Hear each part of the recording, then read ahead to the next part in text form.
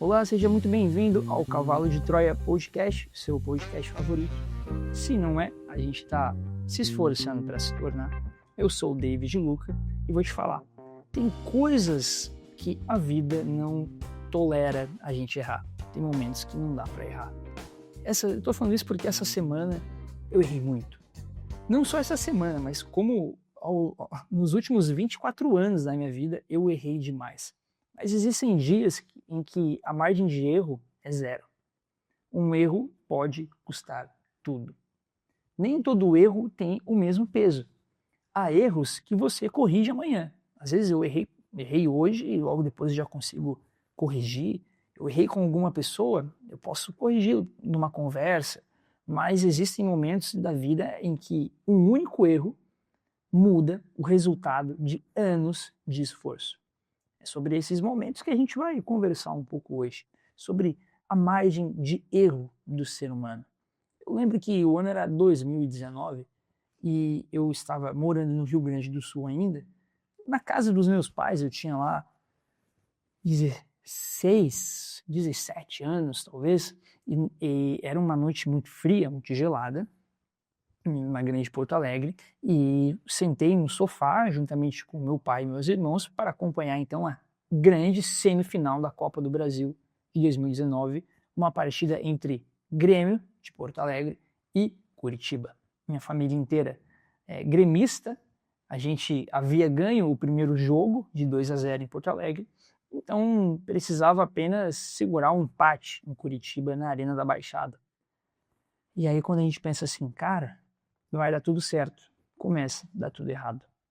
E eu lembro que o nosso lateral acabou se lesionando, o Leonardo, estava em alta, estava jogando muito, até cotado para ir para a seleção na época. Ele se machucou naquele gramado de sintético e depois a gente teve um expulso, Kahneman foi expulso para variar, mas enfim, saudades de ter um jogador raçudo igual ele na nossa equipe. O Kahneman foi expulso e as coisas começaram a ficar apertadas ali e de repente o Atlético Paranaense faz o primeiro gol, no agregado 2-1 para o Grêmio, ainda estávamos passando, e logo no segundo tempo, se não me engano, o Atlético Paranaense, o Furacão, faz o segundo gol, levando aquela partida para as penalidades. E nas penalidades veio a ocorrer o seguinte ponto, que enquanto eu estava montando esse roteiro, eu lembrei da seguinte frase que meu pai falou. Todos os cobradores bateram. E o goleiro Santos, iluminado, baita goleiro na época, até hoje é um grande goleiro, mas na época era o ano dele, e o nosso goleiro, ai meu Deus, o que falar do nosso goleiro? Enfim, só pesquisar quem é que estava na titularidade daquele jogo no gol do Grêmio. Foi triste, aquele não foi um ano bom. Mas enfim, falando de futebol, né? Mas eu lembro que ocorreu de no último pênalti o Grêmio precisava converter. E quem vai para bater o pênalti é um menino que recém tinha subido profissional, chamado PP. Ele era da base gremista, eu já sabia o peso que tinha jogar uma Copa do Brasil, porque naquele momento o Grêmio ele era pentacampeão da Copa do Brasil. Aquele menino, o PP, ele vai chutar a bola, né? E quando ele tá correndo para chutar a bola, eu lembro que meu pai falou assim, ele vai errar. Eu falei, não, ele vai fazer o jeito que ele tá correndo, ele vai errar. E foi tudo muito rápido, ele chutou e ele errou. E aí tem aquela cena dos jogadores saindo do banco, né, e sai todo mundo correndo, comemorando, o time adversário ali. E ele falou o seguinte, meu pai falou a seguinte coisa, todo ano de trabalho, falou num tom mais brabo assim, esse piá jogou fora, esse guri jogou fora todo um ano de trabalho. E na hora eu falei, putz, é verdade. Todos os jogos que foram jogados até aqui, eles certamente tinham uma certa margem de erro que poderia errar, mas chegou num momento crucial de que a margem de erro era zero. Um momento decisivo, valendo vaga na final. Ia dar Grenal na final ainda, certamente o Grêmio ia ganhar também do Inter na final. Mas ele errou no momento mais decisivo. tem momentos na nossa vida em que a margem de erro, ela é zero. Você não pode errar. Aí tu olha, imagina assim, um piloto de avião, ele faz a decolagem dele e faz o pouso. Nesses dois momentos, o nível de atenção ele tem que ser máximo. O piloto ele tem que ter uma atenção maior ainda no momento da decolagem e do pouso do que quando o avião está sobrevoando nos ares. E aí tu imagina se um pequeno erro do piloto de avião na hora do pouso pode gerar uma tragédia.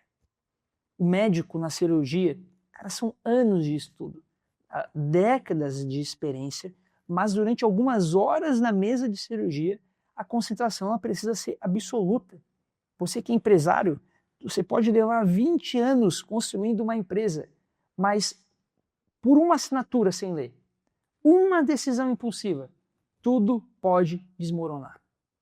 E aí eu me lembrei da história que está lá na Torá, que conta a história dos filhos de Isaac, né, o Abraão, Isaac e Jacó, e aí conta a história de Jacó e Esaú, onde esses dois irmãos, um era primogênito, eles nasceram juntos, dividiram o mesmo ventre, então digamos, eles eram gêmeos, porém um era mais velho porque ele saiu primeiro do ventre da sua mãe, que é Esaú.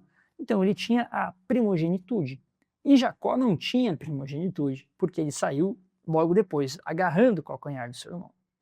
Daí que surgiu o nome dele, Jacó, que significa...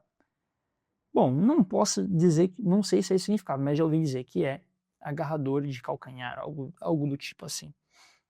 Mas Esaú, ele tinha algo que se chamava bênção da primogenitude. Para o hebreu, para o judeu, para um rei, para os reis também, isso é muito importante. Quem assume o reinado de um rei é o seu sucessor, o filho mais velho. E naquela época ali é a mesma coisa. Existia uma bênção sobre quem era o primogênito. E aí, num dia em que Esaú está tão cansado da caça, porque Esaú era um cara que vivia no campo, vivia da caça, e ele chega ali de volta na sua casa, e ele sente um cheiro muito bom, um cheiro muito delicioso. E aí ele vê o seu irmão Jacó fazendo um ensopado, fazendo uma lentilha. E ele fala assim, o que você está preparando aí? Ele fala, estou fazendo uma lentilha para mim. Sabe aquelas brigas de irmão? Eu tenho 2 irmãos, eu sou o irmão mais velho de 3. Minha mãe fez 3 gremistas, 3 gaúchos. Ah, mentira, do meio é Catarina. Mas enfim, Esaú ele chega e fala assim, o que tu tá fazendo aí, Jacó? Que cheiro bom, cara. Sabe quando a pessoa vem do treino eufórica assim, por causa aquele rebite que bate pós-treino assim? Aí eu imagino que ele chegou assim. E aí Jacó falou assim, pô, tô fazendo uma lentilha aqui. Pô, essa lentilha tem aí pé de porco? Não, eu comi o porco, né? Tem salame? O que tem nessa lentilha aí? Cara, tudo que tu gosta tá nessa lentilha. Pô, me dá um pouco aí. Tá bom, te dou. Mas antes, eu imagino o Jacó entregando ele. Não, mas antes, eu quero a sua primogenitude. Como assim? O seu direito de ser o primogênito, você vai ter que passar ele para mim, e aí você vai poder comer essa lentilha. E aí, num momento de impulsão, de desejo momentâneo, Esaú pega e fala assim, então me dá essa lentilha aqui, pode pegar essa primogenitude aí. Ele não tinha noção. Esaú, ele não tinha noção do quão valioso era a primogenitude. Nem todo erro acontece por maldade, muitos acontecem por impulso. E a grande lição é que o problema não era o prato de comida, o problema era a incapacidade de Esaú de enxergar o valor que ele possuía. Ele tinha algo que era precioso e ele trocou por algo que era momentâneo, algo que não tinha o mesmo valor do que uma primogenitude. Esaú avaliou o seu futuro com base em uma emoção temporária. Isso aqui é muito profundo.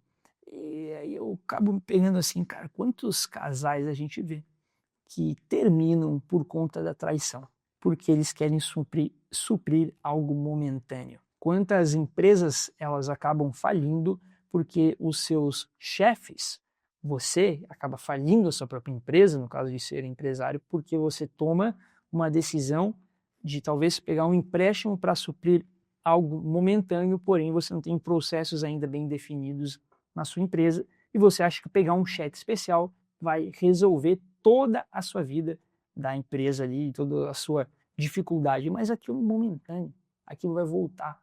Trocar uma carreira por imediato, trair a confiança da família por um simples prazer, gastar o futuro para satisfazer o presente. Sabe que uma pessoa impulsiva com cartão de crédito, dívida, aposta, que compra por impulso, e aí quando vê, deu muito caro o cartão de crédito, daí ela vai lá e parcela a fatura do cartão de crédito, começa a pagar juros em cima de juros.